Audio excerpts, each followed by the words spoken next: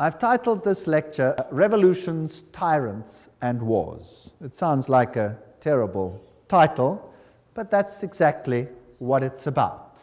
Here is an interesting quote from Popery, Puseyism, and Jesuitism. At what then do the Jesuits aim? According to them, they only seek the greater glory of God, but if you examine the facts, you will find that they aim at universal dominion alone. You see, Rome had lost universal dominion, and the Protestant Reformation had been a major problem in this issue, a major problem. They have rendered themselves indispensable to the Pope, who without them could not exist, because Catholicism is identified with them. They have rendered themselves indispensable to governors and hold revolutions in their hands. And in this way, either under one name or another, it is they who rule the world. You see, the papacy has crowned itself ruler of the entire world. The Pope is the ruler of the entire world. That's the Holy Roman Empire spread over the entire planet. Well, if we have a look at a century of revolutions starting from 1750 to 1850, we'll see the American Revolution in 1776, and we can ask the presidents that then ruled, who do they think were responsible for this revolution? Then there's the French Revolution, 1789, the Spanish Revolution, 1823, the Polish Revolution, 1831, the German and the Italian Revolution, 1848. By 1917, you had the Russian Revolution, and then basically it was time for war, 1914 to 1918, which made the Russian Revolution, by the way, possible, and World War II, 1939 to 1945. That's a lot of conflict on this planet. How much blood did not flow on this planet as a consequence of these revolutions? And why? Because one power wanted absolute control. And the Bible says the dragon gave it its power so that everybody should be subject to that power and to none other. Well, let's have a look at a brief chronology here. In 1717, we're dealing with this time period of terrible conflagration on this planet. The Masonic Grand Lodge of England was founded. 1721, the first Masonic Lodge was founded in France. 1731, Benjamin Franklin was initiated as a Freemason. 1738, the Roman Catholic Church condemns Freemasons. By 1758, Sir Francis Dashwood founded the Hellfire Club. Benjamin Franklin visits England to discuss the future of American colonies with Dashwood. 1768, foundation of the rite of strict observance, that's the 33-degree level of Freemasonry, by Baron von Hunt, based on the Templar tradition. So that's an interesting point.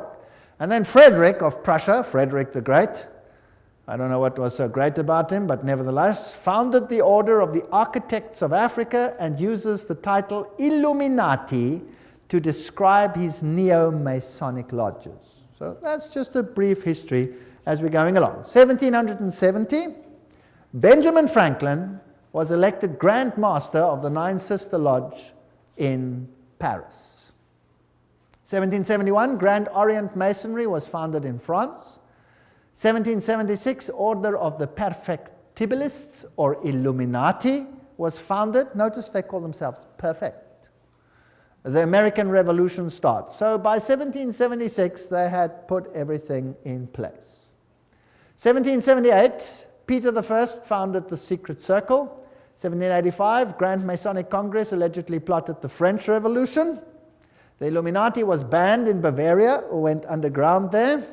1789, French Revolution. 1784, Illuminist conspiracy to overthrow the Habsburg monarchs of the Holy Roman Empire. So the monarchies must go. The monarchies were often opposed to Jesuit rule, and they banned the Jesuits. Well, it was payback time. Nobody bans the power of the Roman Catholic Church. In 1816, John Adams wrote to President Jefferson, Shall we not have a regular swarms of them here in as many disguises as only a king of the gypsies can assume, dressed as painters, publishers, writers, and schoolmasters? If ever there was a body of men who merited eternal damnation on earth and in hell, it is this society of Loyolas. They didn't mince words in those days, eh? Wow. That's the new Jesuits. There's the quote. Everything I say has got a quote.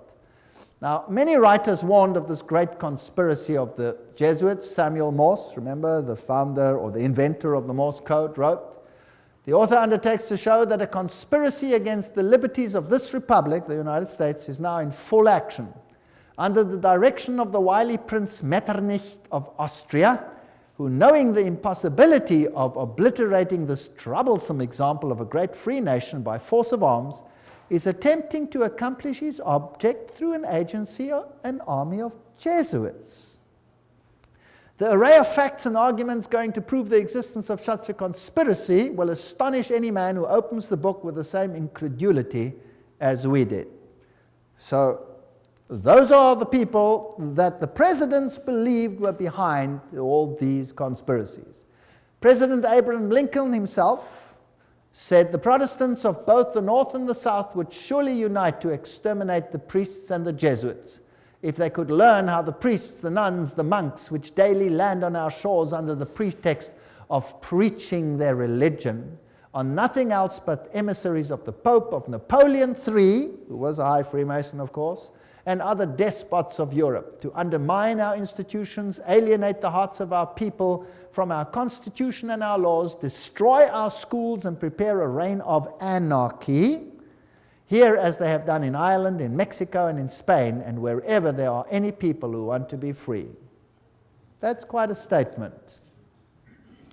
50 years in the Church of Rome, the priest Father Cenicky wrote, he used to be a Catholic and then became a Protestant. "This war would never have been possible without the sinister influence of the Jesuits. We owe it to popery that we now see our land reddened with the blood of her noblest sons."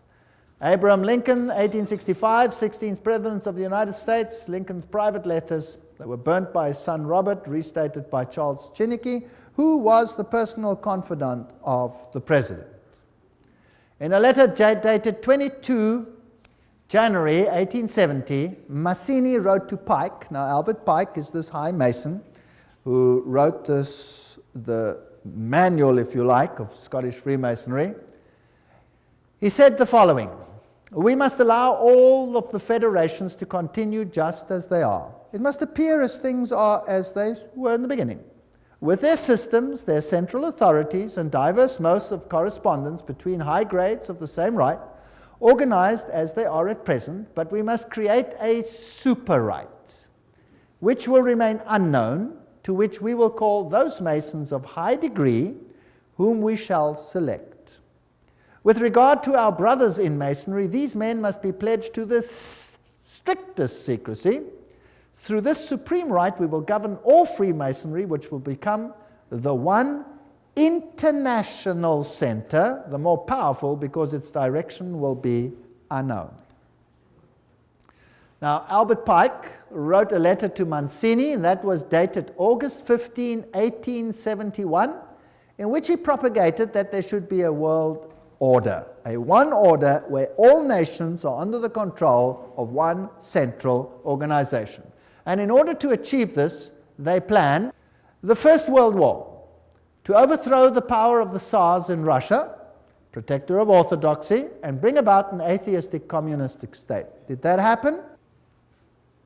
The Second World War, that's also written long before the event, to originate between Great Britain and Germany, to strengthen communism as antithesis to the Judeo-Christian culture, and bring about a Zionist state in Israel. Did it achieve this objective? Yes?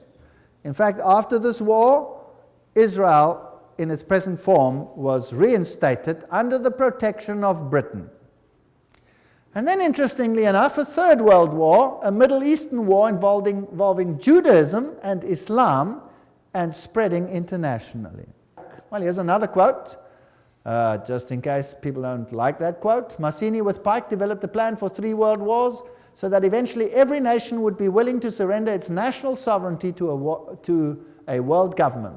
The first war was to end the Tsarist regime in Russia, the second to allow the Soviet Union to control Europe, the third World War was to be in the Middle East between Muslim and Jews and would result in Armageddon. Interesting. Now, how were they going to do it? Let's read what Albert Pike wrote about these wars and how they were going to be unleashed. He wrote, quote, "We shall unleash the nihilist and the atheist," so the destroyer and the atheist, "and we will provoke a formidable social cataclysm which in its horror will show clearly to the nations the effect of absolute atheism. Origin of savagery and the most bloody turmoil. Then everywhere the citizens obliged to defend themselves against the minority of revolutionaries will exterminate these destroyers of civilization, and the multitude, disillusioned with Christianity, will receive the pure light through the universal manifestation of the pure doctrine of Lucifer. The destruction of Christianity and atheism, both conquered and exterminated at the same time." Wow, what a clever plan. So you rub the two systems which you create up against the other. You create atheism as an antithesis to the Judeo-Christian culture.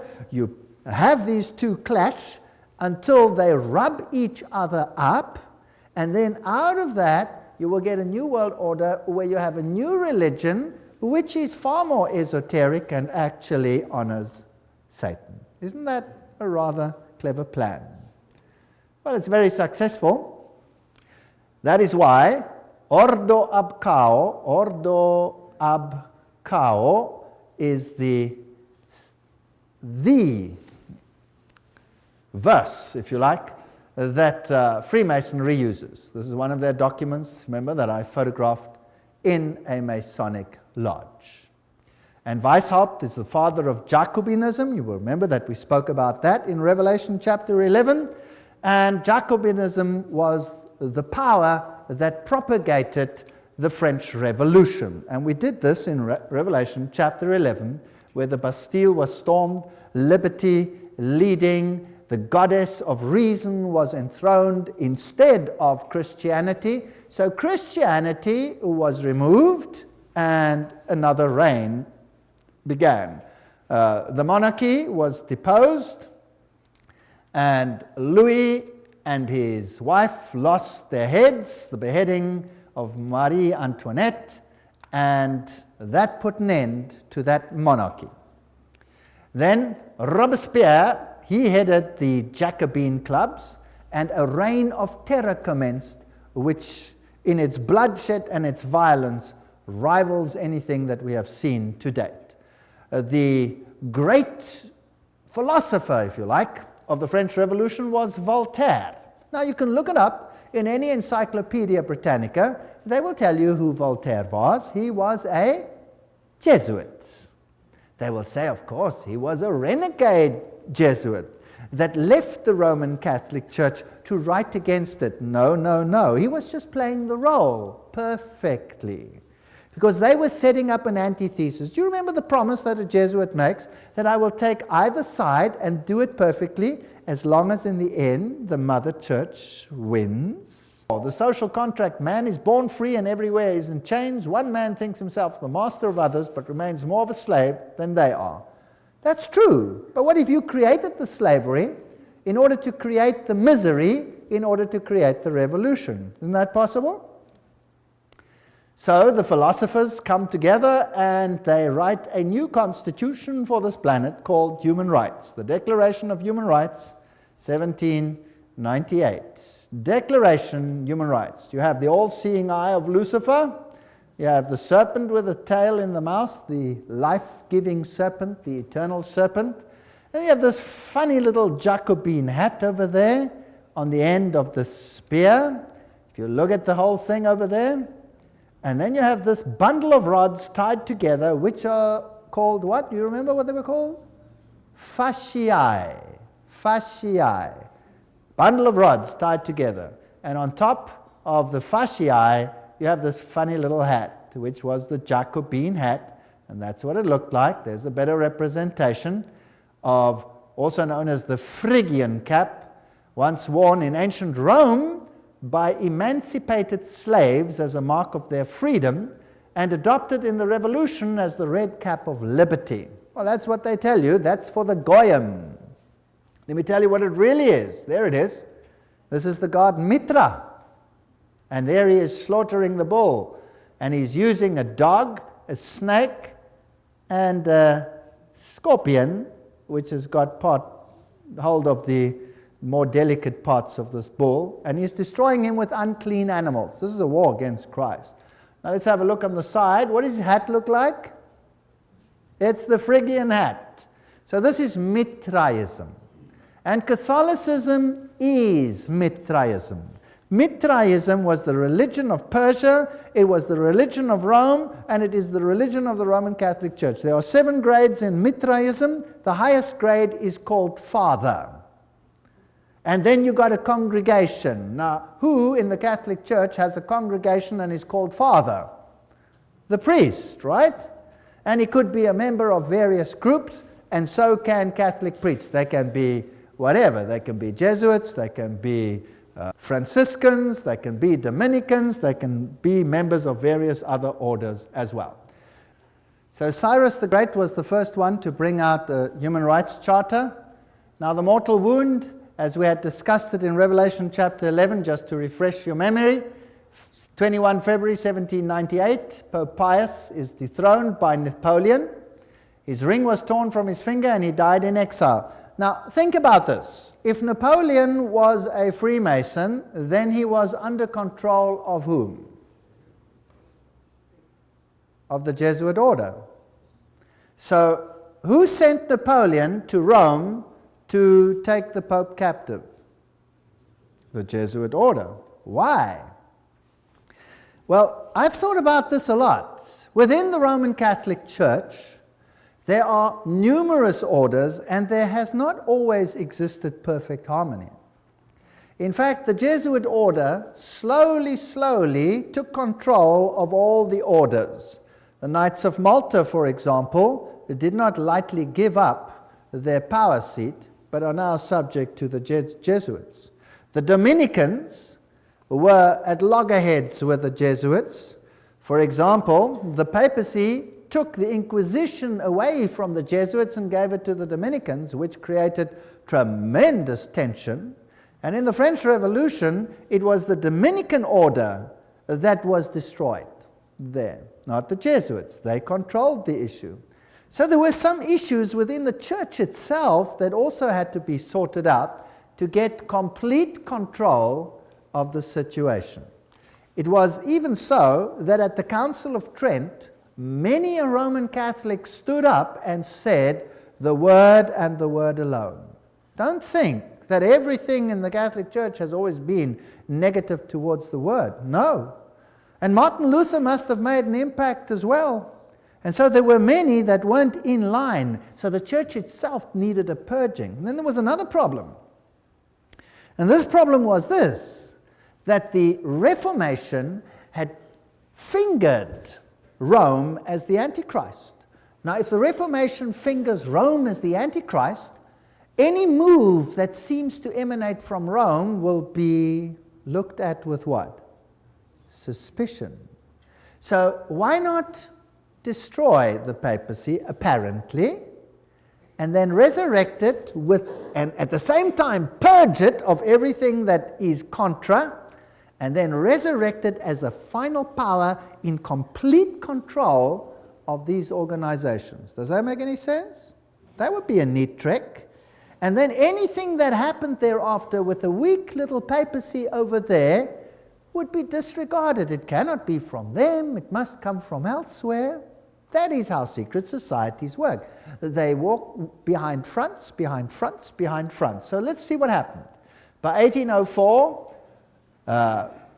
Pius watches Napoleon crown himself emperor. Napoleon then takes the Vatican State, so Rome is diminishing. By 1848, Mazzini attacks Rome, and Pope is exiled, Papal States are gone. So this power is gone. The Protestants literally relaxed, basically. Dangerous thing to do. Berthier takes the Pope captive. Weishaupt and his fellow Jesuits cut off the income to the Vatican by launching and leading the French Revolution, by directing Napoleon's conquest of the Catholic Europe, and by eventually having Napoleon throw Pope Pius VII in jail at Avignon, until he agreed, note, as the price of his release, to re-establish the Jesuit order. It had been banned, even in the Catholic Church, imagine that. So it had worked underground. This Jesuit war, or maybe it had been banned purposefully to make it seem as if there was a war. You never know, because these people are superb liars. But this is history, this is what happened. This Jesuit war on the Vatican was terminated by the Congress of Vienna and by the secret 1822 Treaty of Verona. There's the quote. Everything I say has got a quote. I'm not making anything up. After Pope Pius was released from Napoleon's prison, he formally restored the Jesuit order with a papal bull. Now that is the strongest worded statement that a pope can bring forth. In 1814, and the Pope added in this bull, if any should again attempt to abolish it, the Society of Jesus, he would incur the indignation of Almighty God and of the holy apostles Peter and Paul. So this could have been a ruse, it could have been a game, what could have been real, whatever the situation is, we will never really know until the curtain is removed one day. But religious freedom for all.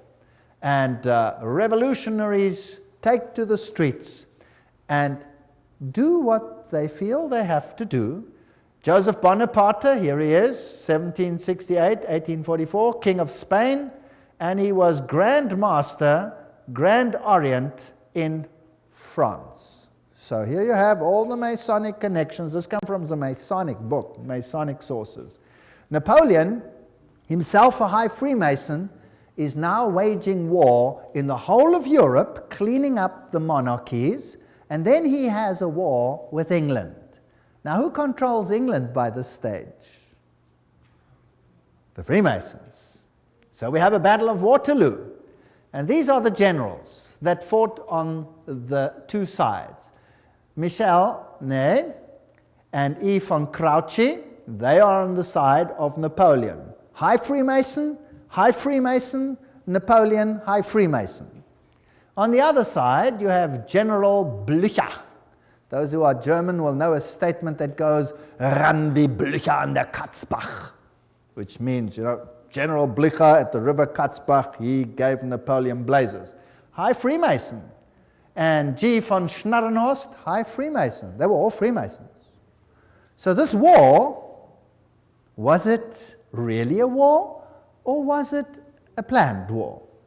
Now, who are the orchestrators of the First World War? Well, there he is, Kaiser Wilhelm I. What has he got on? This comes from a Masonic book. He's got his Masonic apron on. He's a High Freemason. That's what he was. Here is Kaiser Friedrich der Große. There he is, with his Freemason regalia from a Freemason book. They're proud that these kings were all Freemasons. So the whole war situation is being planned by Freemasons, who are being run by who? By the Jesuits. Now let's have a look at America quickly.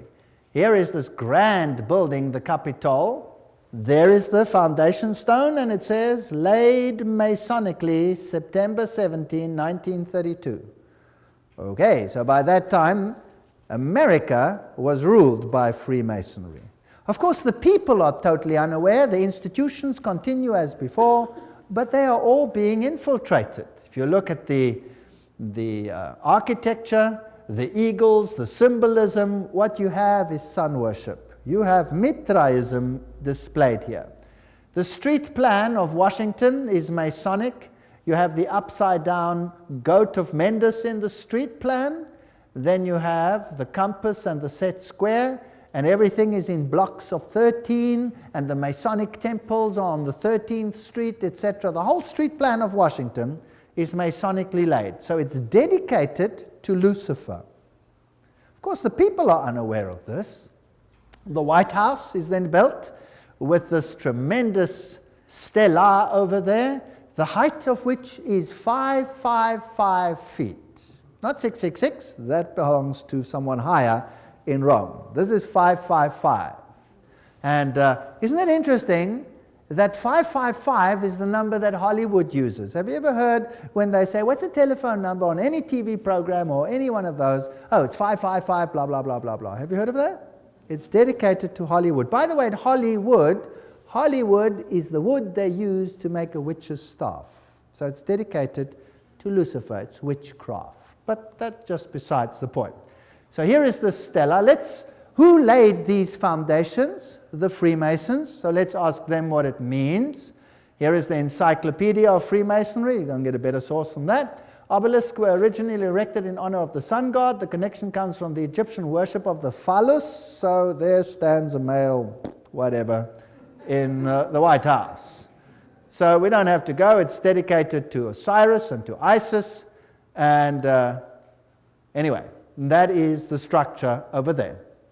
The military structure is a pentagon, which is the high center of the pentagram into which, for example, 13 witches would step in order, 12 around one, in order to propagate a curse. So this is also a witchcraft structure. So it's just a building, but it has certain connotations. Then France, the one that has this new philosophy for a new world, sends a gift to the United States, the Statue of Liberty. So let's ask UNESCO what it means. UNESCO says the 7 rays emanating from Mitra's halo, there's the god Mitra, symbolize the triumph of the forces over the forces of darkness. Now, you must understand that Lucifer says that Michael and his angels represent the forces of darkness, that Yahweh is the devil. Isn't that terrible? You remember that? We did that. And here, UNESCO tells us that the head of the Statue of Liberty is adorned with Mitra's 7 rays. The flame she holds is a sun symbol. So this is the torch of Lucifer. Because it doesn't matter whether Lucifer is male or female, he's androgenic in his story. Here is the foundation stone. At this site on August 5, 1884, the cornerstone of the pedestal of the Statue of Liberty, enlightening the world, that's illumination, was laid with ceremony by William so-and-so, Grand Master of Masons. And there's the Masonic sign. So the Statue of Liberty is Masonic. Everything will appear to be Masonic as we continue. Tex Mars writes, towering above the shimmering but polluted waters, she holds in her outstretched arm and her hand the torch of fire and light, a gift of the Masonic order. The modern inheritors of the Illuminati heritage of the Statue of Liberty was sculptured by Frederic Bartholdi, a member of the Masonic Lodge of Alsace-Lorraine in Paris, France. The statue is significant to the secret societies plotting the New World Order. There you go. Right, by 1854, Pius declared the Immaculate Conception of the Virgin Mary. Now, Mary she's always been there in Roman Catholicism, but now Mary is being placed into the very center and legitimized as the Mother of God and as an entity in heaven. In 1869, Pius summons the First Vatican Council. And in 1870, the dogma of papal infallibility is published. Now we have another God on earth. And ultramontanism triumphs. The Jesuits see to it that all power is concentrated in one man. What happens then? By 1917, the Russian Revolution. And you had this interesting Fatima message. There's a link with Islam there, but never mind, we'll come to that in the next lecture. Russia will be converted, the Holy Father will consecrate Russia to me. And then there was a vision of hell, and the third vision was that the present Pope would have an assassination attack, which happened. Now, it's not too difficult, if you've planned all these things from the beginning, to say what will happen. You see? Not too difficult. Now, let's have a look at the parallels between the Jesuit French and the Russian revolutions. They worked like this. Both revolutions were based on communist writings of Freemasons, Voltaire, Marx. The Jesuits perfected communism on their reductions in Paraguay. So in Paraguay, they tested whether this would work or not and perfected it there. Both revolutions plundered the state churches.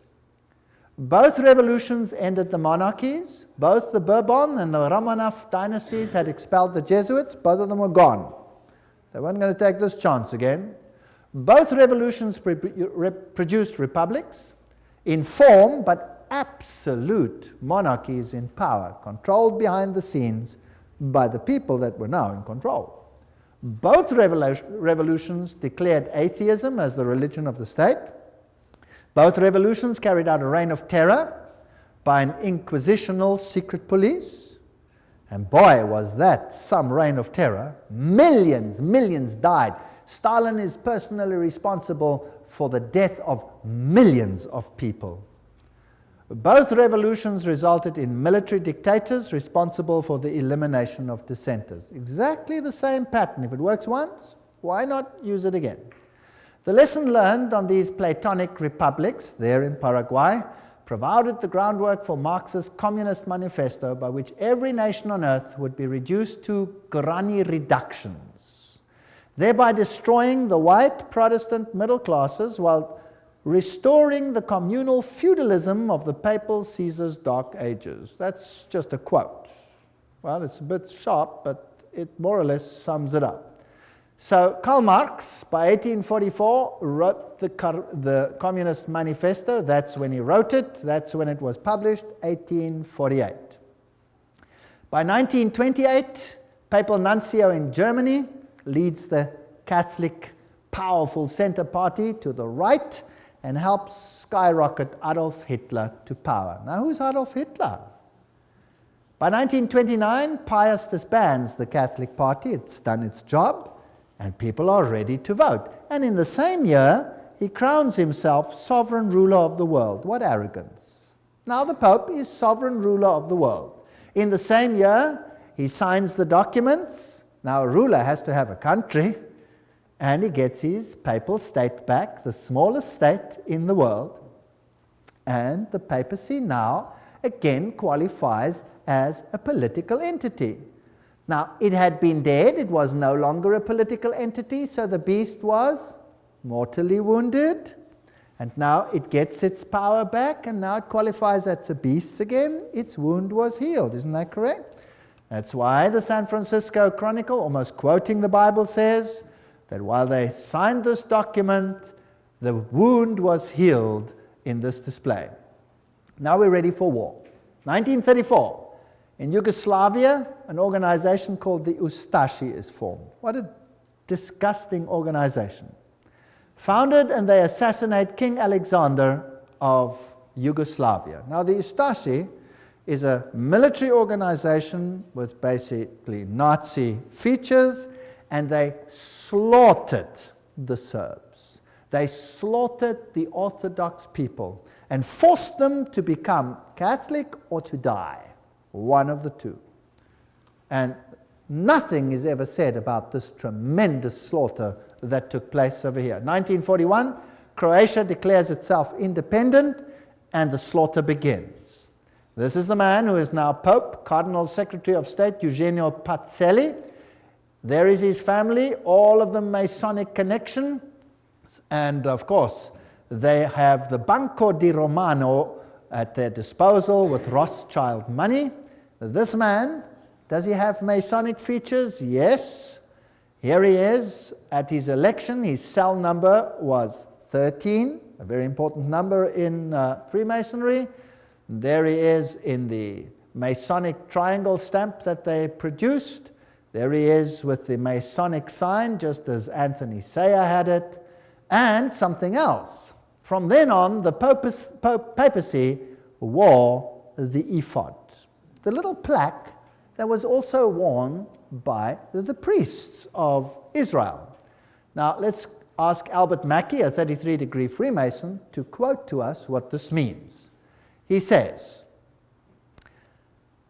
"The Grand High Priest of the Royal Arch Freemasonry from 1859, 1865 in the USA states in his standard work, this is him, states that the high priest of the royal arch officially wears the ephod. So who's the high priest of Freemasonry? And there is the Pope. Well, Pacelli visited the United States and conversed with this man, President F.D. Roosevelt. Now, this is a lodge picture which should never probably have been released, and they're probably very upset that it has been released, but it shows Roosevelt in his full Masonic regalia. And there it shows him with his fez on his head, and he's receiving a Masonic handshake. Note the Masonic handshake. And interesting fez, we will come to that in the next lecture, what that all symbolizes, why they are wearing fezes. And he appoints Myron Taylor as special envoy to the Vatican. Now, let's have a look at the Freemason political leaders in the United States, and I'm just quoting from various sources and web pages. There will be different ones here, so you can check it out for yourself, to show you just who's control at the moment. We'll just run through them quickly and see what degrees they are. Bill Clinton, 33 degree. Newt Gingrich, 33 degree. Bob Dole, 33 degree. Jack Kemp, 33 degree. Storm Thurmond, 33 degree. Colin Powell, 33 degree. Jesse Helms, 33 degree. Barry Goldwater, 33 degree. Al Gore, probably 33 degree. Then another one over here, another one, James Monroe, Andrew Johnson, James Garfield, McKinley, Roosevelt, of course, William Taft, Franklin Roosevelt, Harding, Lyndon Johnson, Gerald Ford, Ronald Reagan, George Bush, all of them, Yitzhak Rabin, Yasser Arafat, Prince Philip, Duke of Kent, many others. Here's another source. Saddam Hussein, that's interesting, we'll have to come to him, 33 degree Freemason. Tony Blair, 33 degree. Gerhard Schröder, Prime Minister of Germany, if you like, President, 33 degree. Benjamin Netanyahu, 33. Yasser Arafat, 33 degree. Ronald Reagan, Gorbachev, Helmut Kohl, Shimon Peres. Helmut Kohl is also a committee of 300. Francois Mitterrand, 33, was Grand Orient Lodge, of course. Yitzhak Rabin, Willy Brandt, all of these old ones were Freemasons. Some more. Joseph Stalin. He was Illuminati. He was a member of the Grand Orient Lodge. Leon Trotsky, Grand Orient Lodge. Kissinger is a member committee of 300. J. Edgar Hoover, 33. Cecil John Rhodes, Aleister Crowley. Walt Disney was a 33 degree Freemason. Olive Palm, Al Gore, Tony Blair, Joseph Mengele. That's interesting. That's the mass murderer of the Nazis. He was Illuminati. Robert McNamara. You name it. They're all there. Billy Graham. Oops, sorry. Let's move on. Colonel John Glenn, Buzz Aldrin, everyone who's ever been up in space has to be a Freemason of the highest degrees. Edgar Mitchell, all the way through, Francis Bacon, Lord David Owen, all the negotiators, Richard Halbrook. I'm just running through some of them. Alan Greensprang, Peter Wallenberger, Queen Elizabeth is the queen of the Bilderbergers. Prince Philip, Queen Beatrix, she's the committee of 300. Prince Bernard of the Netherlands, committee of 300. And so we go on and on and on and on. Ted Kennedy, Rockefeller, David Rockefeller, Teng Hui, Baron von Rothschild. Hillary Clinton is 6 grand dame. She's a very high Freemason. Albert Pike, of course, you know, Bertrand Russell, Otto von Habsburg, Weishaupt, all the way back. Here is Edgar Hoover. President Dwight D. Eisenhower there honors him with the 33 Grand Cross at the special White House ceremony. They're not ashamed of any of this.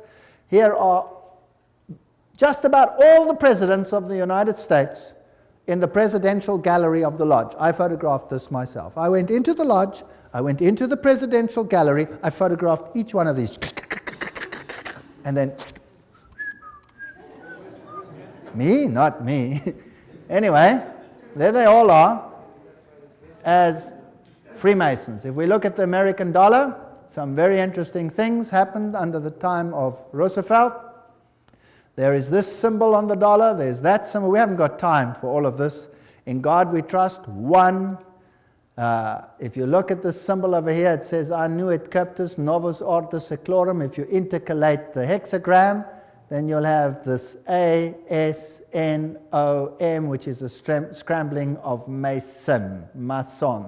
If you go to the other side, it points to objects, and it then reads Arlto, you have Arlington. There's too much there to talk about. and many interesting things. If you go to the 1 and you go to the half moon, there's a little structure over there. Can you see it? It's a micro dot. You'll have to get a magnifying glass and look at it under a magnifying glass, and you'll see it's a little owl. A little owl. Owl in a half moon. And this over here you'll see is a spider's web. There's a lot of symbolism over here. Now if you go to the ancient coins, you'll see that the deities were associated with the owl, and you will see that when we went to the Bohemian Grove, what did they worship there? The great owl of Bohemia, and you saw the presidents of the United States bow down to the owl of Bohemia.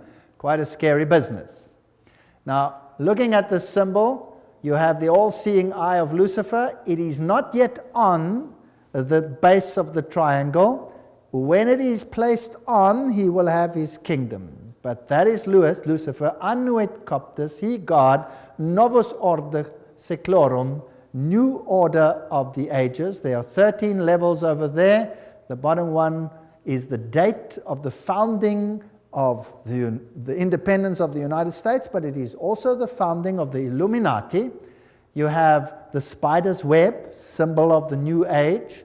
You have over here the band, the ribbon of Lucifer.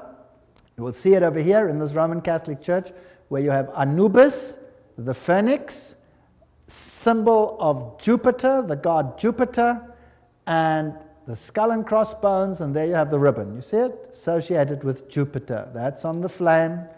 And all of these symbols tell us one interesting story.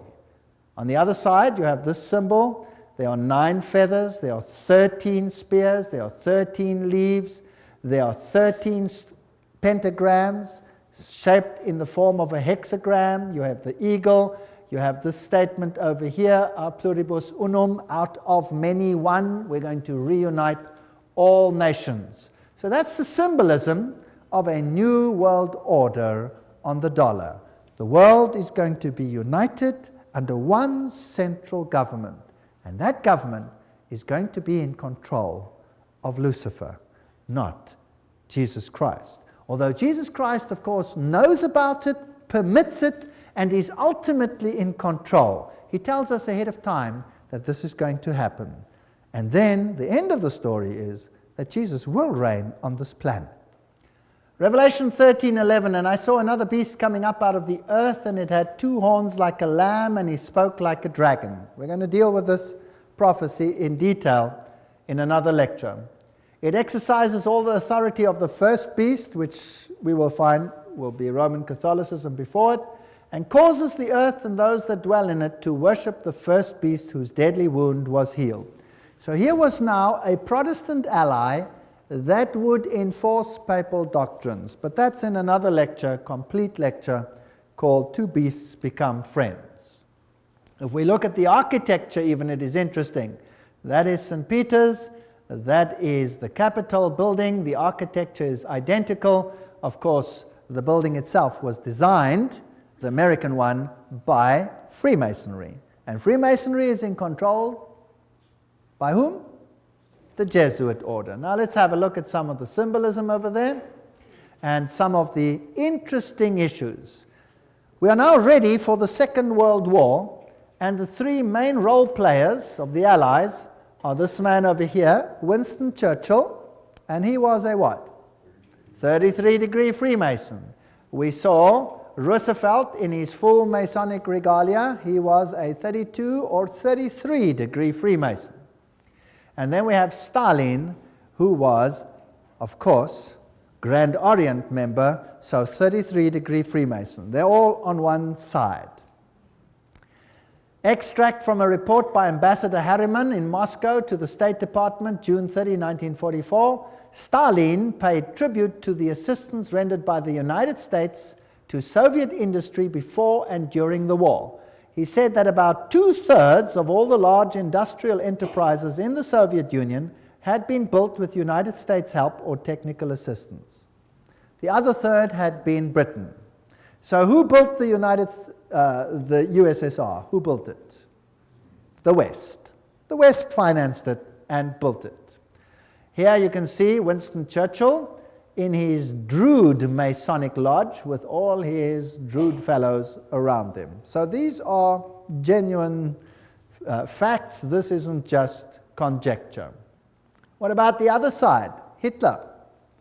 Hitler said, "I learned much from the order of the Jesuits. Until now, there has never been anything more grandiose on earth than the hierarchical system of the Catholic Church.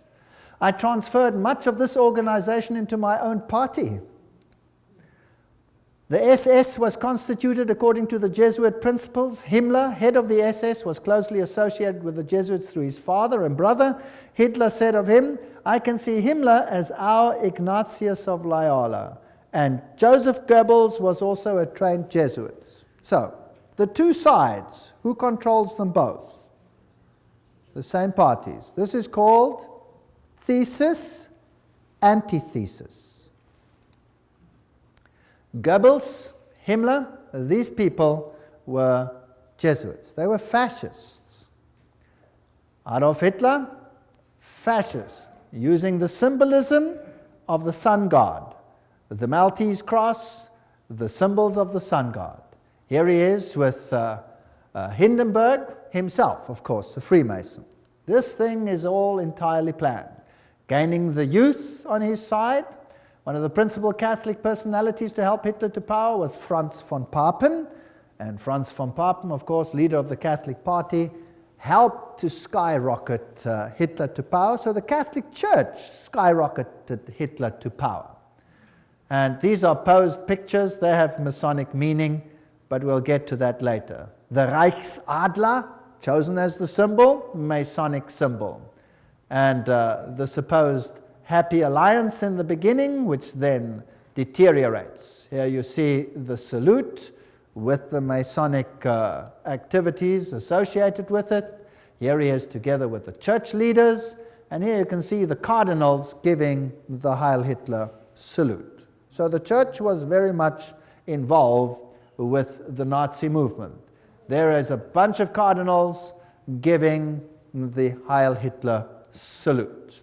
The Pope and the Führer, you will recall that even to this day there is tremendous anger about Pope Pius having now been declared on his way to sainthood because of his connection with the Nazi movement.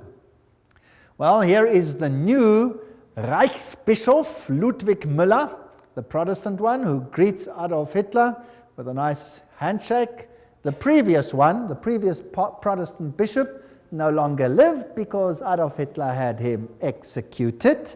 So this one must have been a puppet on the religious side. So the Catholics and the Protestants next to each other.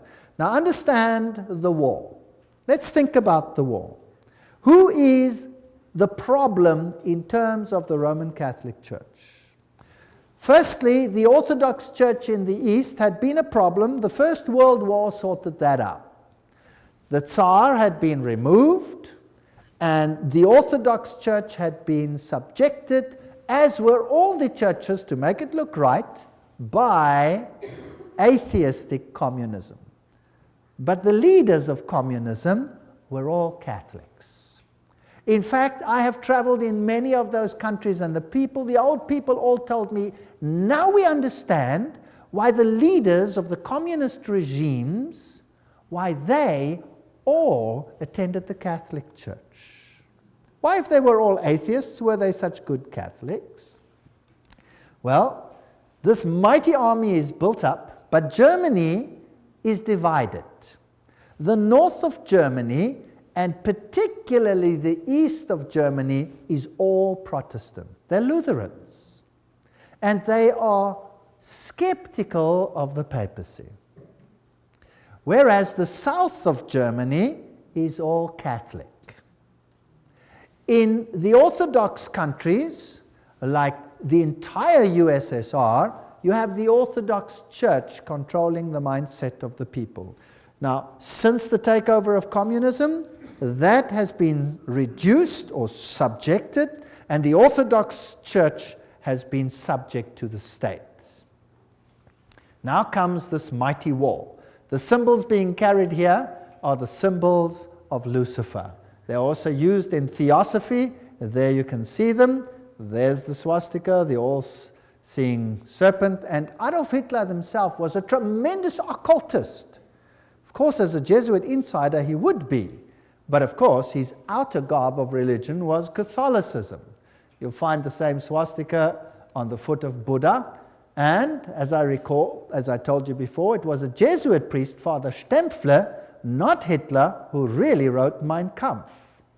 So, a Jesuit wrote the book. The SS has the same symbols as the Skull and Bones people. The skull with the crossbone, meine Ehre, heißt Treue. My honor means Treue, to be loyal, loyalty. The SS had been organized by Himmler according to the principle of the Jesuit order and became basically the new, if you like, Inquisition. And anybody who did not obey the system was destroyed.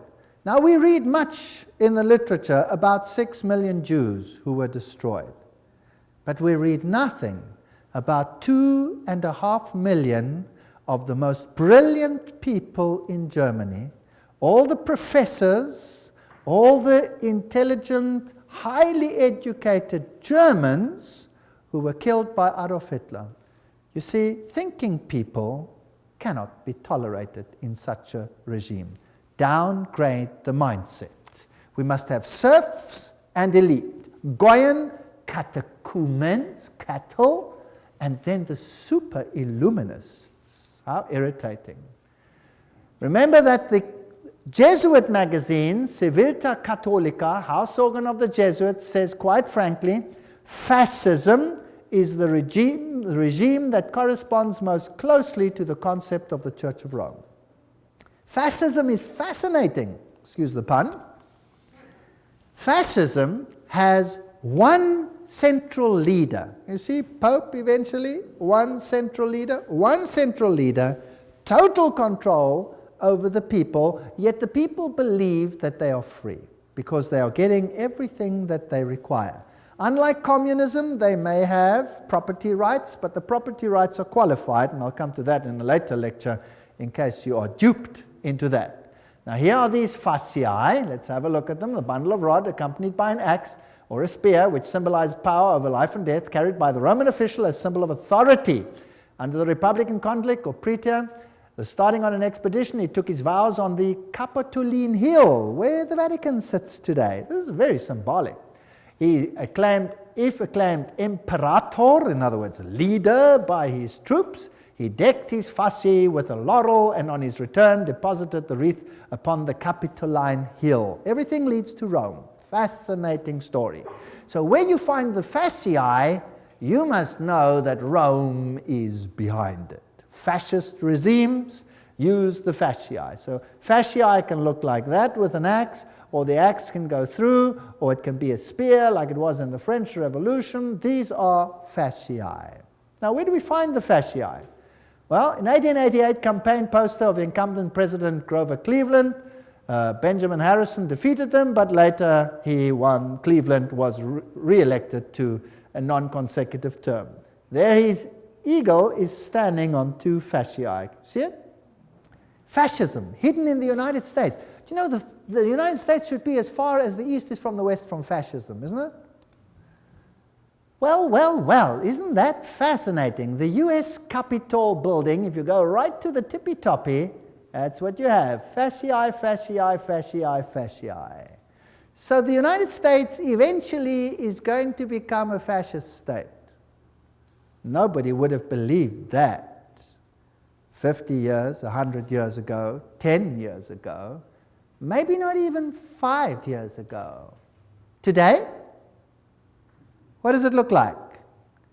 Is there mighty state control over every single one, just like in the times of the SS? If you move, is there a new law coming out which will watch the people of the state? Yes or no? Yes, Patriot Bill, have you heard of that? All kinds of interesting laws coming out. Now, what type of government is that? Interesting. There it is. Did you know that the fasciae here, fasciae behind the rostrum podium of the House of Representatives in Washington, D.C., Note the back of the chair resembles a golden axe. There it is, the axe and the fasciae. So they knew this all along. They're just waiting for the opportunity, biding their time. Ancient Roman coins with the fasciae. Here is a fasciae on the back of a dime in America with a flame there. Fasciae on a US dollar. And presidents sitting next to fasciae is Washington. Even Abraham Lincoln sat on a fasciae chair. Here's the insignia of the National Guard. It has fasciae. There are fasciae and the Statue of Liberty. Let's read what Anthony Sutton, remember this man who wrote about Skull and Bones, educated at the University of London, Gottingen, California, research fellow, Hoover Institute. This is an important man. Let's see what he has to say. How the order creates war and revolution. Talking now about Skull and Bones, which is the Illuminati, which is the Jesuits behind the scenes, as we have seen. Operational history of the order can only be understood within the framework of Hegelian dialectic process. Hegel, the great man who said, always create two directions, thesis, antithesis, rub them up against the other. Who cares how many people die in the process? Then you have synthesis. Then you get what you actually want. From this axiom, it follows that controlled conflict can create a predetermined history. For example, when the Trilateral Commission to subject managed conflict, etc., we read this quote before, so I'll just skip it. The synthesis, that's which comes together, sought by the establishment is called the New World Order. Without controlled conflict, this New World Order will not come about. Random individual action of persons in society would not lead to this synthesis. It's artificial. Therefore, it has to be created. So you hear about a war here and a war there and a revolution here and a revolution there. Revolutions have to be financed. You never hear where the money comes from to finance them. Who finances the revolutions? Who runs them? You see? So you have Nazis against Soviet Unions, North Korea, North Vietnam, ad nauseum against the United States. The conflict built profits while pushing the world ever closer to a one-world government. Now, isn't it logical that that's what Satan wants? He wants a one-world government. So, in Hegelian philosophy, the conflict of political right and political left, or thesis and antithesis in Hegelian terms, is essential to forward movement of history and historical change itself. Have you noticed that every country has a left party and a right party? Have you heard about that? And your country has it too, otherwise there would be no point to vote, right? Two of them. Now, let's have a look how this is worked. President Woodrow Wilson made this statement. This is now a president speaking. Some of the biggest men in the United States in the fields of commerce and manufacturing know that there is a power so organized, so subtle, so complete, so pervasive that they had better not speak above their breath when they speak in condemnation of it. Aha, so here is a power that controls things. Karl Marx in Das Kapital posed capitalism as thesis and communism as antithesis. Now you'll have Jesuits clamoring for capitalism and you'll have Jesuits clamoring for communism. The clash of opposites must, in the Hegelian system, bring about a society neither capitalist nor communist. That's synthesis. Moreover, in the Hegelian scheme of events, this new synthesis will reflect the concept of the state as God and the individually as totally subordinate to an all-powerful state. If you don't do what the state says, sizzle fits. That's what Adolf Hitler practiced. 2.5 million Germans, sizzle fits, gone. What then is the function of Parliament? Now take note, I'm not saying this. I'm reading it. I get criticized for this statement. You cannot believe. Please don't criticize me. Write to these people. I'm just quoting. What then is the function of a parliament, a congress, for Hegelians? These institutions are merely to allow individuals to feel that their opinions have some value and to allow a government to take advantage of whatever wisdom the peasant may accidentally demonstrate. All right? Now let's see how Hegel puts it himself. This is now the great philosopher Hegel where the politicians bow down to him. He says, by virtue of this participation, subjective liberty and conceit with their general opinion, individuals, can show themselves palpably efficacious and enjoy the satisfaction of feeling themselves to count for something. In other words, we're just idiots. So if you vote, who are you voting for? I'll tell you who you're voting for. I always say this. They vote for the devil in pink or the devil in blue. The vote makes no difference. It's a joke. Politics is a joke. War, the organized conflict of nations for Hegelianism, is only the visible outcome of the clash between ideas. As John Dewey, the Hegelian darling of modern education system, puts it, he's in control of the whole new world education.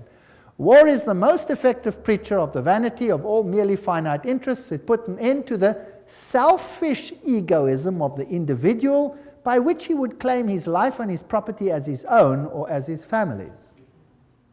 Did you get that? Now, surely Rome doesn't think like that. Oh, I'll show you papal bulls which will make your hair stand on end.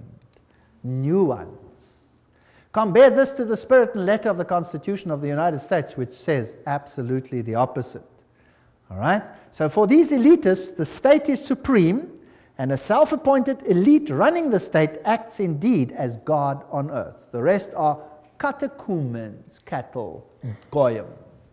College textbooks present war and revolution as more or less accidental results of conflict, but they're never in Western textbooks will you find the evidence that revolutions need finance, and the source of the finance, in many cases, traces back to Wall Street.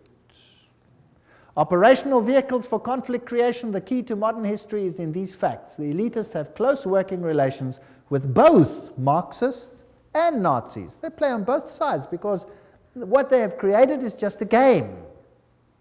In this memorandum, we will present the concept that world history, certainly since 1970, reflects deliberately created conflict with the objective of bringing about a synthesis, a new world order. So let's have a look how it worked.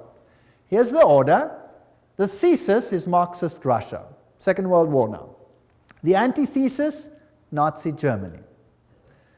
Who financed them? Who financed the Russians? Guarantee Trust Company. Who financed the Nazis? Guarantee Trust Company. And then you have Harriman, formerly of Harriman and Company, etc., etc. Same people over here. Harriman, Nazi interests. Same people finance both sides. Then you have the Bolshevik Revolution, 1917 and 1933, Hitler's ascension to power, conflict between the two, tremendous profit, and the result, post-World War II, United Nations as the first step to a new world order. There you have it. Beautifully. Financed by the same sides. By 1948, the atomic race. By 1950, Mary receives pilgrim status. 1950, Francis Matthew calls for nuclear war with Russia, and they start arguing between the two of them.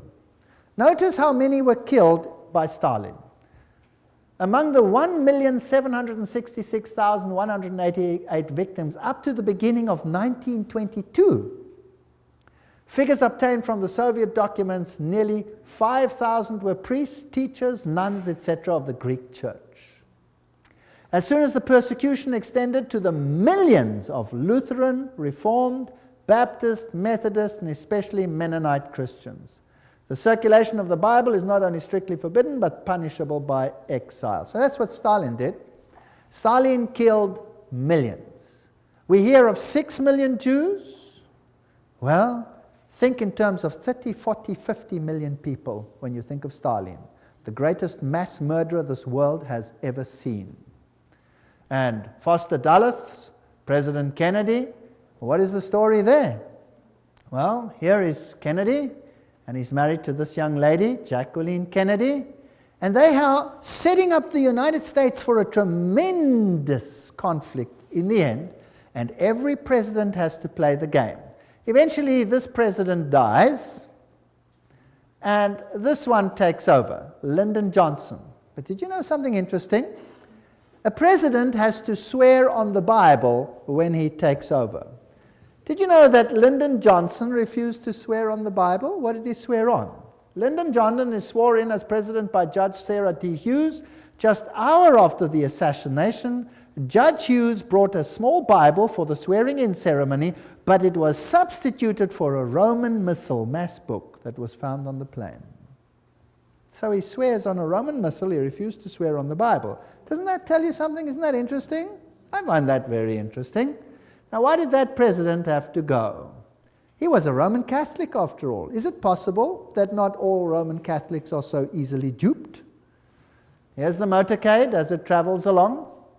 Here you have Mrs. Kennedy helps the Secret Service agent, Clint Hill, climb into the car at the back when the president was shot. And here are the roses she received. Very interesting. Here is Dallas, 11/22. On November 22, 1963, John Fitzgerald Kennedy, 35th President of the United States, visited Dallas. That's interesting. Also the number 11 over there. That's the building. Here's the building from which he was apparently assassinated, from that window, so they say. There it is, a little bit larger. And here's the plaque where they have written what happened over here. On November 22, the building gained the national notoriety when Lee Harvey Oswald, and somebody did the trouble to underline allegedly, shot and killed President John F. Kennedy. And most people don't believe that Lee Harvey Oswald shot the president. The president's car came down the street. That tree was not yet there and was apparently shot from that window over there. And it happened approximately where I'm standing relative to this picture. Now notice as he comes down here, he's traveling on this side of the road. And imagine hordes of people standing on either side. And here is a little uphill. And when you go further into the hall over here, there was a picket fence. And if you looked from the picket fence, you could look down onto the street. And apparently, when the shots were fired, over 100 people, including the police, didn't run this way, but ran up this embankment towards the picket fence. Now, why did they run to the front of the president and not from behind the president? Apparently, they say, Lee Harvey Oswald shot him from behind, and he was the only one who shot, and he shot from behind, and he hit him over here. A very, very fantastic shot, by the way, if it is so. It only has a little problem. The president's head didn't go forward, it went backwards, and it hit him here in the throat. And there was a small entry wound in the front and a huge one in the back. So from where was he hit? From the front or from the back? He was hit from the front. Not only that, there were shots from other places along the side, and there was an intercalation which all hit the president. There is even evidence that the driver himself, who happened to be left-handed, rotated and shot the president himself with a pistol as well. He had multiple shots. Of the witnesses that ran towards the picket fence, over 100 of them, almost all of them, except for one or two ladies who were ridiculed, were assassinated themselves. Is that not strange? Wouldn't you think that was strange if all the witnesses died strangely? Well, this is one of the biggest cover-ups that probably ever occurred. Here's the picket fence. And when you're looking there, that's how it was. Someone behind the picket fence would shoot. And this would be the view from the picket fence. I'm now pretending to be there. I took these pictures myself. And the cross would be there. So he would shoot the president at this short distance and hit him from the side front. Now it's interesting that the president's head jerked to his back and to his left. Bah, like that. That means that he must have been shot from the front side, right? Isn't that logical? All right, now am I saying this or is this public knowledge? This is public knowledge. And yet it is denied by government because they have one culprit, Lee Harvey Oswald. There's the place where he died, straight shot from the picket fence. Now, let's have a look how J.F. Kennedy died. Let's go back to that day in Dallas. The day was November 22nd, the time shortly before noon. At first, the crowds were thick, but as the motorcade approached Dealey Plaza, it was here that the motorcade violated the Secret Service's own rules. As the car turned, it slowed from 40 miles an hour to 7. It was precisely then that gunshots blasted out. For 6 seconds, the occupants of Kennedy's car were struck by bullets. Kennedy grasped for his throat. He grabs for his throat. Kennedy's head exploded, driven with great force backwards and to the left. Then and only then did the president's car accelerate and speed off. Lyndon Johnson, the new president, ordered a federal commission to investigate the crime. The Warren Commission had given us the official version. Lee Harvey Oswald had acted alone. But if all 3 shots had come from behind, then why did the president's head fly backwards? Why did so many people, including policemen, run not towards the book depository where Oswald was, but towards the picket fence? If the Warren Commission was right, why did so many witnesses claim to see something completely different from the official report? As many as 177 people died simply for knowing too much. The moment Kennedy was killed, a massive cover-up went into operation. Witnesses were threatened and many were killed. Ian Hill interviewed immediately afterwards. Shots rang out and he grabbed his chest. There was an interval and then 3 or 4 more shots rang out. By that time the motorcade had sped away. With us now is Gene Hill. He was closer to the president's car than anyone else at the time of the shooting. Ms. Hill is a Dallas grade school teacher and has feared for her life for the last 29 years. I understand that 2 men claiming to be Secret Service agents interrogated you after the assassination. What were you asked? They asked me what I had seen. I told them that I'd seen the president hit, that I saw a shooter from the knoll, and that I'd heard 4 to 6 shots. But they told me I didn't hear but 3 shots. Were you ever interviewed by the Warren Commission? Oh, yes. I was interviewed by Arlen Specter, who, well, he tried very hard to discredit everything I said. He accused me of all kinds of things, from like a shabby marital affair to seeking publicity to just downright lying. We found the real facts, and certainly no one in the intervening 25 years has disproved our basic conclusions. It was Specter who came up with the so-called magic bullet theory, which tracks one bullet going through both Kennedy and Texas Governor John Connally. The bullet was later discovered virtually intact on Connally's hospital stretcher. The truth, had it been known, had it come out, would have revealed there was a conspiracy. The conspiracy to kill the president needed a scapegoat, a patsy, someone who would take the blame. There were many things you weren't supposed to see, like the paraffin test given to Oswald. It proved conclusively that Oswald had not fired a rifle that day, or the spy camera found in Oswald's possessions, issued to him by the U.S. government, or Oswald's letter to a Mr. Hunt requesting his next assignment. The only Hunt we know of in this case is Howard Hunt of the CIA, who shared the same office with Oswald in New Orleans. The office belonged to Guy Bannister, formerly with the FBI. Not only was this address on Oswald's supposedly pro-Castro leaflets, but the account Oswald used to print the leaflets belonged to the CIA. Howard Hunt with the CIA, Guy Bannister with the FBI, and Lee Harvey Oswald, all in the same office.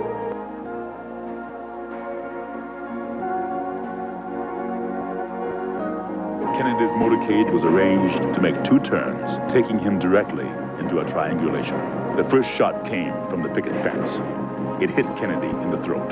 The second shot came from the Dow Tex building, next to the book depository. It entered Kennedy's back. The third shot came from the southwest corner of the book depository, 7th floor. It hit Connally. The fourth shot came from the Dow Tex. It narrowly missed, hit the curb, wounding a bystander. The 5th and 6th shots were fired almost simultaneously, from the depository and from the picket fence. Both hit Kennedy in the head, one from above, moving him forward. Then, an instant later, one from the front, tossing him back.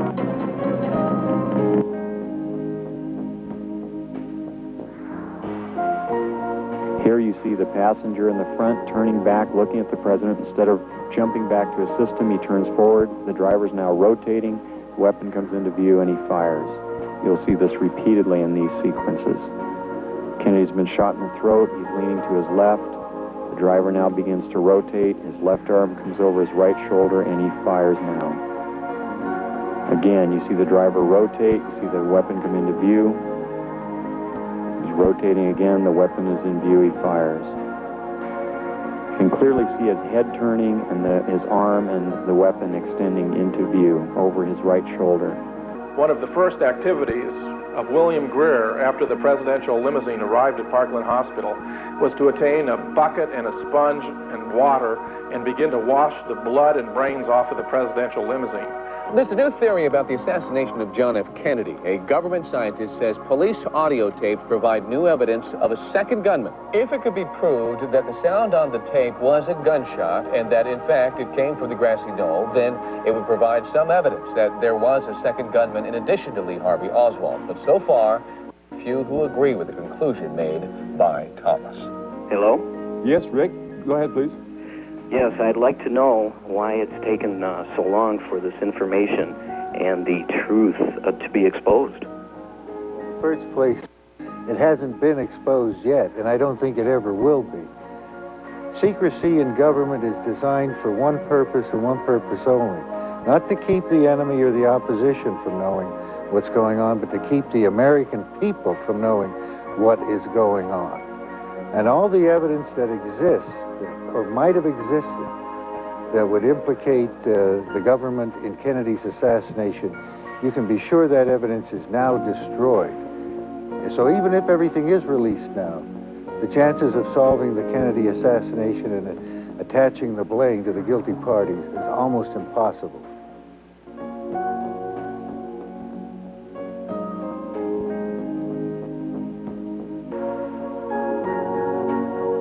Kennedy was changing the status quo.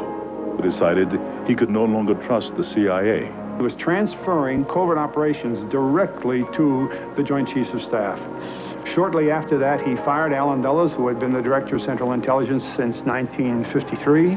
Kennedy continued to make enemies as he pulled back from world confrontation. He ordered U.S. troops out of Vietnam. This was an incident that took place. Well, you saw that driver rotate, if you could see it. It was very difficult. You could see his head go back. You could see all these things. Vatican Assassin says, but after the failure of the Bay of Pigs invasion, President Kennedy changed due to his betrayal by the Jesuit Council of Foreign Relations in the person of McGeorge Bundy. He sought to break the CIA into 1,000 pieces. Now, the CIA would be like the SS. Why break that? Then he called for a return to America's currency to the gold standard. That was a major problem that would stop the Federal Reserve. And another thing that he said, I will separate church and state. I think that was a big mistake that he made in the eyes of the Jesuits. Remember that Loyola said, finally let all with such artfulness gain the ascendant over princes, noblemen, and magistrates of every place, that they may be ready at our beck even to sacrifice their nearest relations and most intimate friends when we say it is for our interest and advantage. That's fascinating. We know, of course, that Jacqueline Kennedy was raised in a Jesuit convent, but let's leave it there. One of Nixon's main speechwriters during 3 whole years was Jesuit father, the Reverend John McLaughlin, who wrote Nixon's speeches at a salary of $32,000 a year, which was a lot of money at that time.